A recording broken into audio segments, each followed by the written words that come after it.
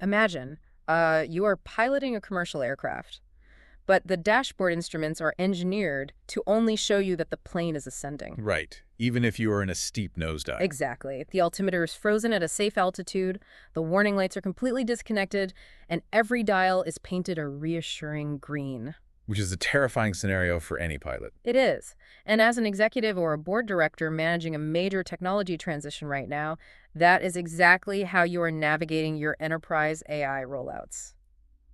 Welcome to this deep dive.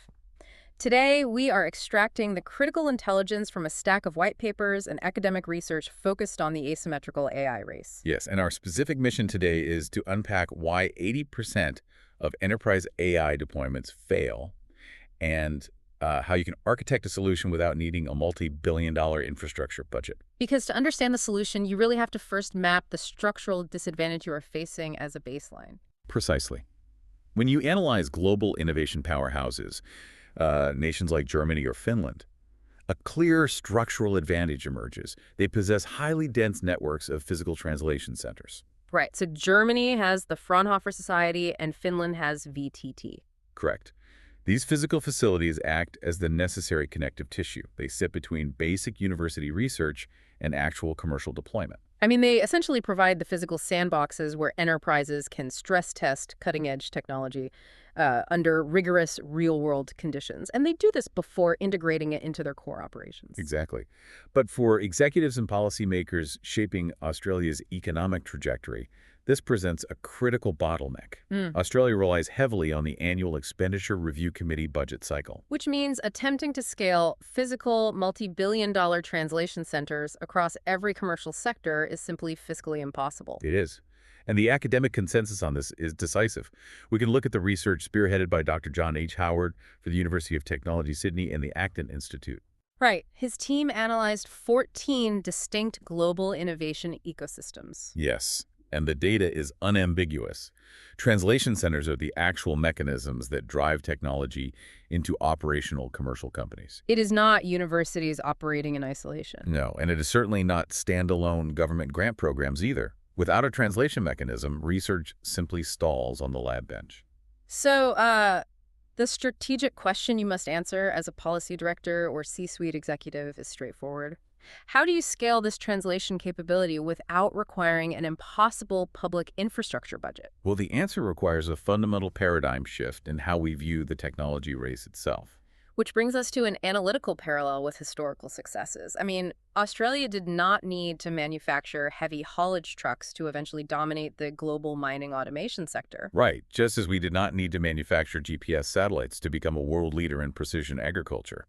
Exactly. If you apply that exact same analytical framework to artificial intelligence, the strategic pivot becomes very clear. Australia does not need to win the foundation model compute race against overseas tech hubs. No, we do not need to build the next trillion parameter language model. The objective is to revive the historical superpower as a world-class smart adopter. In this asymmetrical race, the critical metric is not model creation. It is adoption velocity. To win that asymmetrical race, however, you first have to identify exactly where your current adoption strategies are hemorrhaging capital.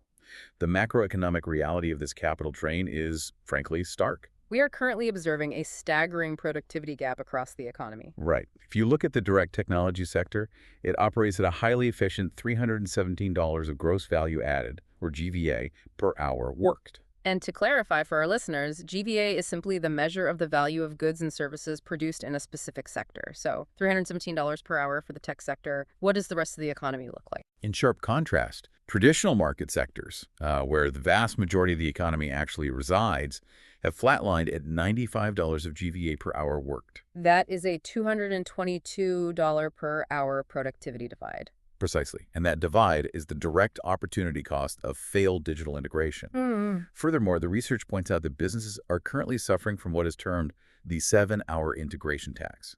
Let us unpack that 7-hour integration tax because the operational implications are severe.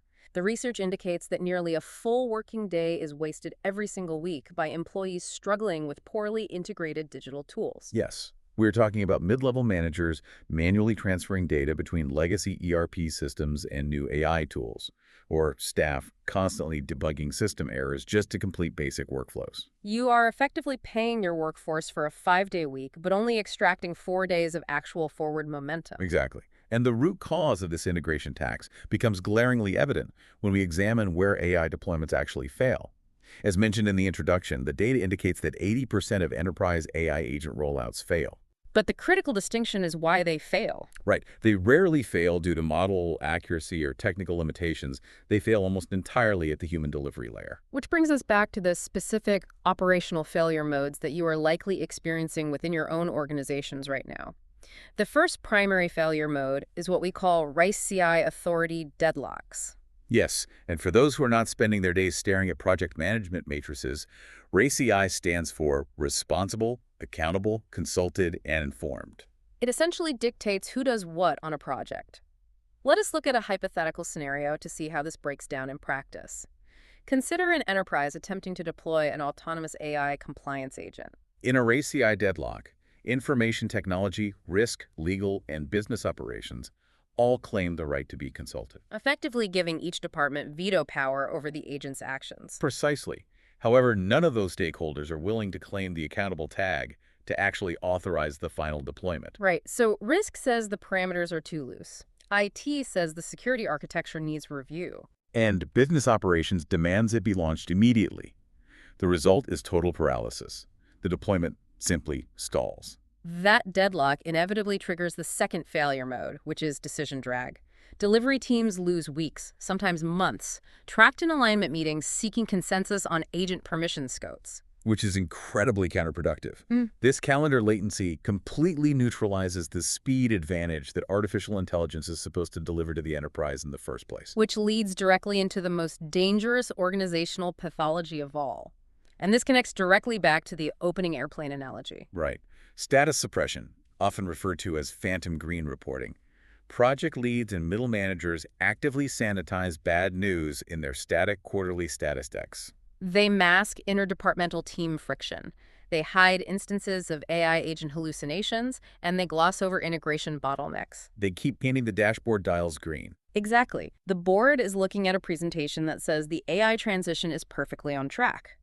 Meanwhile, on the ground, the project is bleeding capital and generating massive operational friction. The executives are navigating blindly.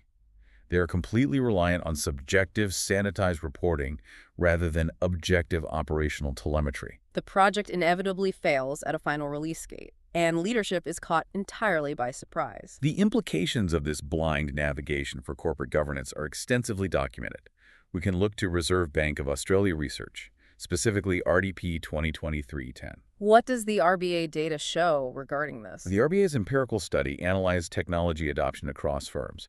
It found that boards possessing tech-literate directors capture a 7.1% post-adoption return on assets expansion. That is a massive competitive advantage. It is. However, that margin expansion only materializes if the board can successfully navigate what the research identifies as the inevitable 2-year transition dip. Right, that 2-year dip is essentially the J-curve adoption. Technology adoption is not a plug-and-play event. It is a multi-year organizational transition. Restructuring workflows, training staff, and realigning governance takes time. Productivity drops before it accelerates. And to survive that dip and reach the 7.1% ROA expansion, your board requires objective data to restructure those workflows. They cannot rely on sanitized slide decks. Securing that objective data requires a bridge between physical infrastructure and digital execution. To navigate this transition, organizations require a digital translation layer, acting as a secure AI control plane. We should clarify immediately that the software-based edge node does not replace physical hardware sandboxes. No, not at all. Multi-billion-dollar physical investments like the National Collaborative Research Infrastructure Strategy, or NCRIS, remain vital. Along with Flinders University's Line 0, or the Advanced Manufacturing Readiness Facility. If your enterprise is testing autonomous haulage trucks for a mine site or robotic arms for manufacturing, you obviously require a physical environment. Exactly. You have to evaluate mechanical safety and material stress. A software dashboard cannot tell you if a robotic arm is going to snap a gear. Right. But for digital enterprise workflows, decision-making, compliance tracking, data analysis, the digital control plane serves as the essential complement. The underlying substrate of this digital control plane is what the research terms the semantic operating system.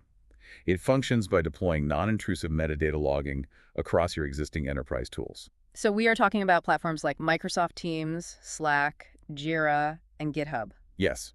Instead of relying on manual employee surveys or sanitized PowerPoint updates, the system continuously tracks communication velocity, RCI alignment, and handoff friction. Let us break down exactly what that means in practice. The system measures whether work is moving sequentially through human and AI agent hands, or if it is stalling at approval gates. Correct. It evaluates whether delegation lines are clear or if team friction is spiking around agent handoffs. But I have to push back here. Because as an executive evaluating this, my immediate concern is the workforce reaction. If you deploy a system that continuously monitors workflow across communication platforms, you risk severe labor pushback. That is a primary concern for any deployment, which is why the architectural design of the telemetry is highly specific. Furthermore, you must account for Goodhart's law, the economic principle stating that once a measure becomes a target, it ceases to be a good measure. Right, metric gaming. Exactly. If I tell my employees that their communication velocity is being logged by a semantic operating system, they will artificially cycle Jira tickets. They will simulate chatter on Slack just to keep their metrics in the green. Which defeats the purpose entirely. And beyond that, worker privacy under the Privacy Act 1988 presents a clear statutory boundary. How does this control plane avoid becoming an illegal surveillance tool? It avoids those pitfalls through strict, hard-coded limitations on what data is actually captured. The system operates under a fundamental prohibition against individual keystroke tracking, sentiment analysis, or worker profiling. So it does not evaluate individual employee performance. No, and it does not read the actual content of the messages either. It captures metadata. The envelope, not the letter. Precisely. The telemetry measures aggregated, systemic, cross-departmental friction. It focuses purely on systemic bottlenecks. For example, it will highlight a repeated 48-hour delay between the legal department as a whole and a specific AI compliance agent. Right. And regarding Goodhart's law and the artificial cycling of tickets, the system utilizes multi-vector verification.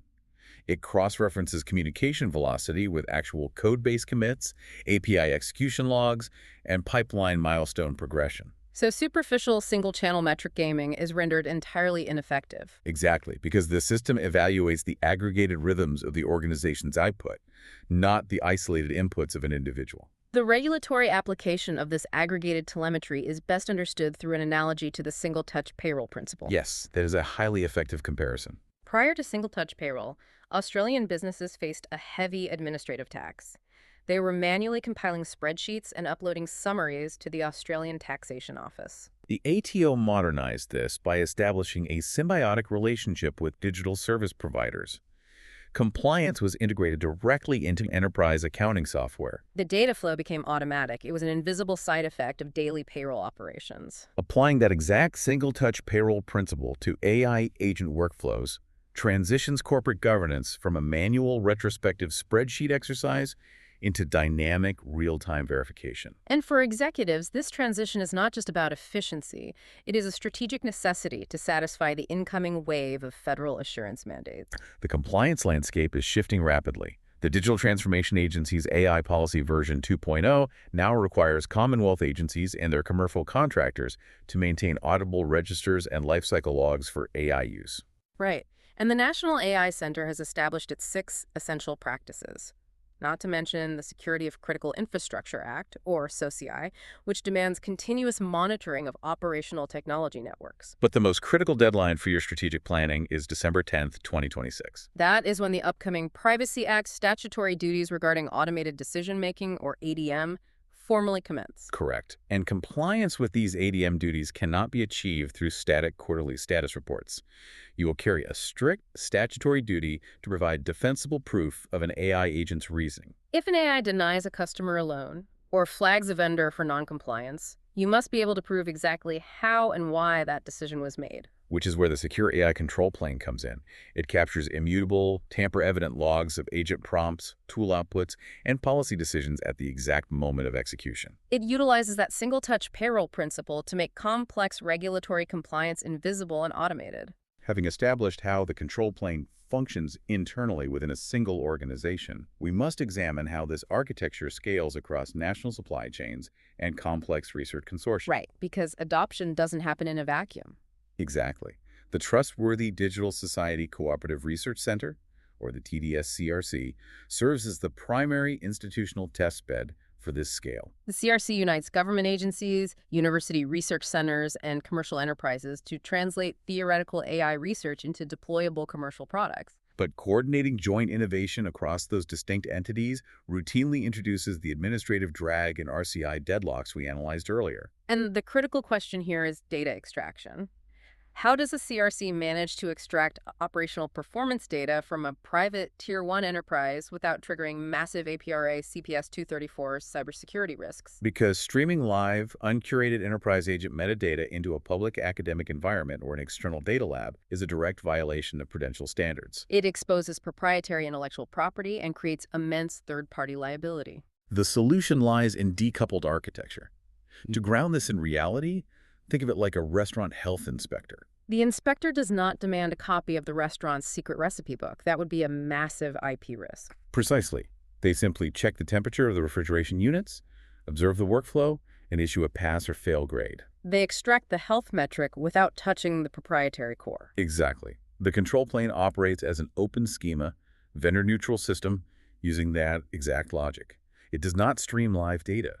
Instead, it locally compiles static, anonymized, and cryptographically signed adoption health reports. These export reports provide the CRC with an objective, automated program management mechanism to verify technical progress and enforce standards. And they do this without ever exposing raw enterprise data streams or creating third-party compliance liabilities, The operational telemetry specification is completely decoupled from the proprietary code. ensuring all intellectual property remains sovereign to the enterprise. That strict sovereign protection enables what the framework identifies as the fish food to dog food pipeline. This is a mandatory three-stage empirical testing protocol for commercializing AI, specifically designed to cross the commercial valley of death. Stage 1 is fish fooding, which is conducted in core university R&D labs.